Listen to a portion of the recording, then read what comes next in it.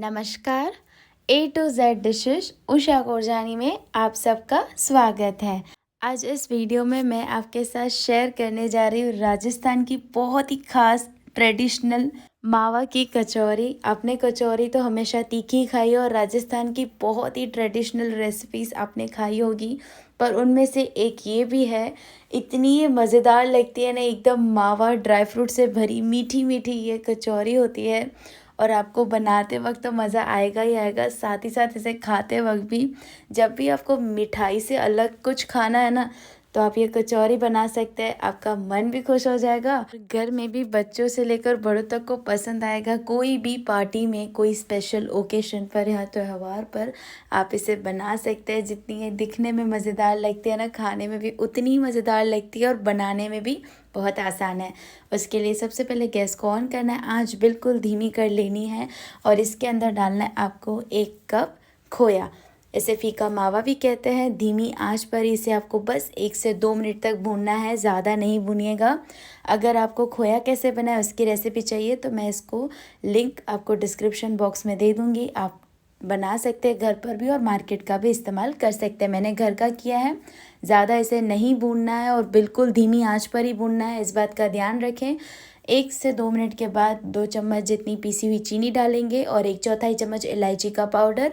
एक बार मिलाने के बाद मैंने यहाँ पर 2 से 3 चम्मच दूध में थोड़े से केसर के धागे भिगो के रख दिए थे पहले से ही, वो डाल देंगे केसर वाला दूध और अच्छे से इसे चलाते हुए दूध सूख जाए तब तक इसे हम पकाएंगे। और अब हम आंच को मध्यम कर लेंगे। पहले बिल्कुल धीमी आंच थी। ध्यान रखिएगा अगर आप ज़्यादा भूनेंगे ना मावे को तो वो काला पड़ जाएगा और स्वाद बिगड़ जाएगा। भूनते भूनते इसके अंदर आपको डाल देने ढेर सारे ड्राई फ्रूट्स। मैंने इसमें काजू, बादाम, किशमिश लिया और पिस्ता। आप जितने चाहे इसकी क्वांटिटी कम ज़्यादा कर सकते हैं और अपने मनपसंद ड्राई फ्रूट्स डाल सकते हैं। दूध अच्छे से सूख गया और हमारी जो कचौरी के लिए फिलिंग है ना मावा वाली, वो तैयार है। देखिए कितनी बढ़िया लग रही है। गैस को मैंने बंद कर लिया है और इसे एक प्लेट में निकाल लेंगे और थोड़ा सा फैलाते हुए इसे बाहर रख कर हम ठंडा कर लेंगे। जब तक ये ठंडा हो रहा है, कचौरी के लिए जो आटा तैयार करना है ना वो करेंगे। तो उसके लिए मैंने 2 कप मैदा ले लिया। इसके अंदर हम डालेंगे 1 चम्मच जितना घी और अच्छे से इसे हम मिलाएंगे। तो ये जो मावा कचौरी है ना, बनाना तो बहुत आसान है और खाने में काफ़ी टेस्टी लगती है। तो यहाँ पर आप देख सकते हैं घी को मैंने मैदे के अंदर अच्छे से मिला लिया है और यहाँ पर मैंने थोड़ा थोड़ा करके पानी डालना है और आटा गूंदना है। तो यहाँ पर जो कचौरी के लिए आपको गूंदना है ना आटा, वो एकदम ज़्यादा सख्त भी नहीं होना चाहिए और एकदम नरम भी नहीं, जो मीडियम आटा गूंदते हैं ना वैसे।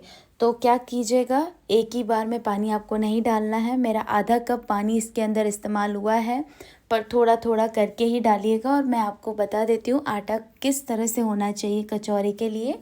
तो देखिए कुछ इस तरह से, ना ही ज़्यादा सख्त है ना ही ज़्यादा नरम है।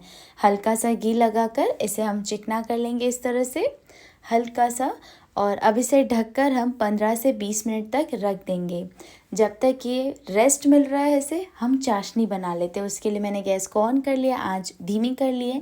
इसके ऊपर मैंने स्टील का बर्तन रख दिया और इसमें मैं डाल रही हूँ 2 कप चीनी। अब जिस कप से मैंने 2 कप चीनी डाली है ना, उसी कप से इसके अंदर हमें 1 कप पानी डालना है। 2 कप चीनी में 1 कप पानी चाशनी बनाने के लिए। तो आप ये इन दोनों को हमें अच्छे से चलाते जाना है। चीनी पिघला लेनी है हमें। जब तक ये पिघल रही है, दूसरी साइड मैंने यहाँ पर थोड़े से केसर के धागे ले लिए हैं। पानी डाल दिया 1 चम्मच जितना, इसे भिगो के रख देंगे। और यहाँ पर आप देख सकते हैं चीनी जो है अच्छे से पिघलना शुरू हो गई है, पानी में अच्छे से घुल रही है। पूरी पिघल जाए तो अब इसे चलाते हुए हमें पकाना है, थोड़ी ये गाढ़ी हो जाए तब तक। तो इसी तरह से चलाते रहे और देखिए 2 से 3 मिनट के बाद है ना, ये जैसे ही आप करछी से इसे नीचे गिराएंगे तो एक तार की तरह गिरेगी। इसी तरह से हो तो अब हम गैस को बंद कर लेंगे और जो हमने केसर भिगो के रखी थी ना थोड़े से पानी में, वो हमें डाल देना है। साथ ही साथ इलायची का पाउडर भी डाल देना है थोड़ा सा, काफ़ी बढ़िया लगता है इससे स्वाद। अच्छे से मिलाने के बाद गैस को मैंने पहले से ही बंद कर लिया। अब इसे ढककर हम रखेंगे ताकि यह हल्की गुनगुनी रहे। गैस को बंद कर लेना है। अब कचौरी तलने के लिए मैंने तेल गरम करने रख दिया है। आंच बिल्कुल धीमी होनी चाहिए क्योंकि इसका जो तेल है ना आपको धुआंधार नहीं चाहिए, हल्का गर्म ही चाहिए। तो जब तक ये गर्म हो रहा है, यहाँ पर 15 से 20 मिनट हो गए हैं आटे को रखते हुए। आटे को ज़्यादा नहीं रखना है, बस 15 से 20 मिनट तक। एक बार मैंने इसे मसल लिया और इसे प्लेटफॉर्म पे मैंने ले लिया है। अब देखिए इस तरह से इसका रोल कर लेंगे और इसमें से छोटी छोटी लोइयाँ निकाल लेंगे। कचौरी की साइज़ आपके ऊपर है, आप बड़ी भी बना सकते हैं, छोटी भी। मेरी यहाँ पर मैं 4 बना रही हूँ और मीडियम साइज़ की बना रही हूँ। सारी लोइयों को मैंने अच्छे से दोनों हाथ के बीच में मसल लिया है। अब ये बाकी की हम बाउल में रख देंगे और एक लोई को हम ले लेंगे, एक बार फिर से मसल लेंगे और इसे अब हमें बेलना है। तो आपको इसे बेलना कैसे, इसके जो किनारे है ना वो पतले होने चाहिए और इसका जो बीच है ना एकदम ये सेंटर वो मोटा होना चाहिए, क्योंकि उसके अंदर ही हम फिलिंग डालेंगे और फ्राई करेंगे। तब इसका जो बीच है ना वो हमें थोड़ा मोटा रखना है और किनारे भले ही पतले हो। तो देखिए किनारे पतले हैं, बीच इसका मोटा होना चाहिए, ध्यान रखिएगा। अब हमारी जो ये फिलिंग हमने बना के रखी था ना एकदम मावा ड्राई फ्रूट की, वो हम बीच में डाल देंगे 1 चम्मच जितनी, और इसके जो किनारे ना इस तरह से पूरा इसे कवर कर लेंगे।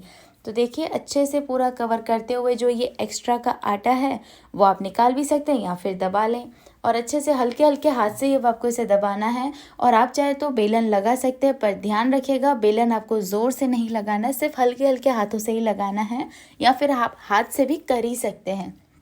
इसी तरह से सारी बना लेंगे। ध्यान रखना है बीच आपको मोटा रखना है और इसके जो किनारे वो भले आप पतले रख सकते हैं। बीच में ये फिलिंग डाल देंगे और एक्स्ट्रा आटा नहीं निकालना है, तो बस इस तरह से दबा लें। हाथों से भी कर सकते हैं, बेलन से भी, पर बेलन लगाए तो इस बात का ध्यान रखें कि ज़्यादा ज़ोर से ना लगाए, हल्का हल्का ऊपर ऊपर से ही लगाए। तो इसी तरह से आप देख सकते हैं सारी कचौरियाँ मैंने तैयार कर रही हूँ और देखिए कितनी बढ़िया हो रही है। और इसे बनाना काफ़ी आसान है, सिर्फ आपको बेलते वक्त ही ध्यान रखना है कि इसका बीच मोटा रखें, क्योंकि ये बिल्कुल हल्के गरम तेल में डाली जाती है इसीलिए।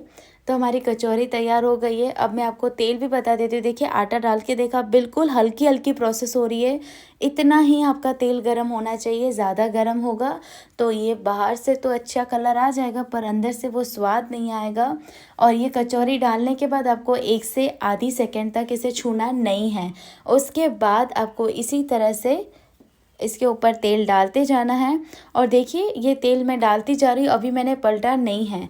अब ये चारों कचौरी को मैं एक बार इस तरह से पलट लेंगे ना, तो फिर हम आँच को मध्यम करेंगे। तो यहाँ पर आप देख सकते हैं मैंने आँच को अब मध्यम किया है। एक बार कचौरी को आप पलट लेना शुरुआत में, उसके बाद ही आँच को मध्यम करें, नहीं तो जब तक आपको धीमी आँच पर ही इसे सेकना है, फ्राई करना है यानी कि।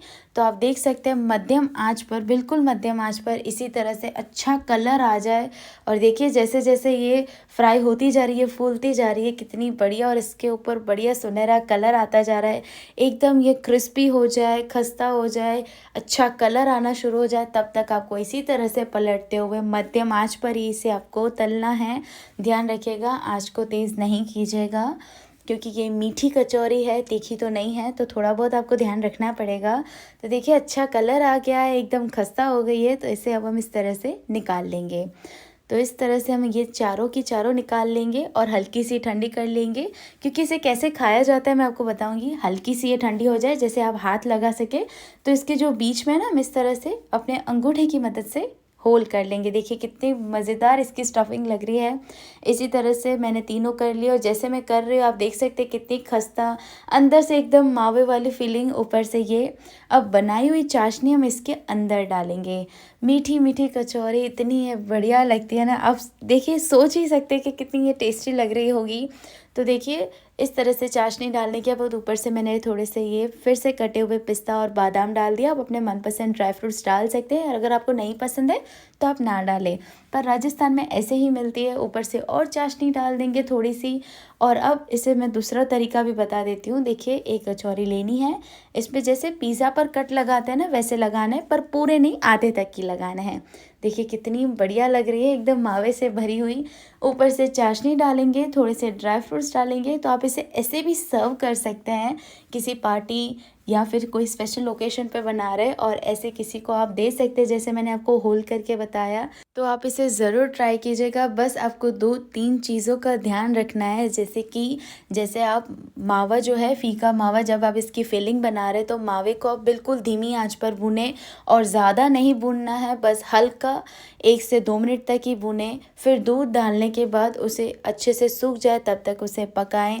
उसके बाद जब आटे की बारी आती है तो वो ज़्यादा नरम नहीं होना चाहिए, ना ही ज़्यादा सख्त, और जब बेले तो उसका बीच मोटा रखें, और जो उसके किनारे हैं मतलब उसके जो साइड्स है वो पतले रखने हैं। और जब आप इसे तल रहे हैं तो धीमी आंच से लेकर मध्यम आंच के बीच में ही तलें। बस 2 से 3 बातें हैं जो आपको ध्यान रखनी है और इतनी परफेक्ट मज़ेदार राजस्थान की ट्रेडिशनल कचौरी आप भी बनाकर तैयार करेंगे। तो इसे ज़रूर ट्राई कीजिए और मुझे कमेंट सेक्शन में बताइएगा कि आपको ये कैसी लगी है।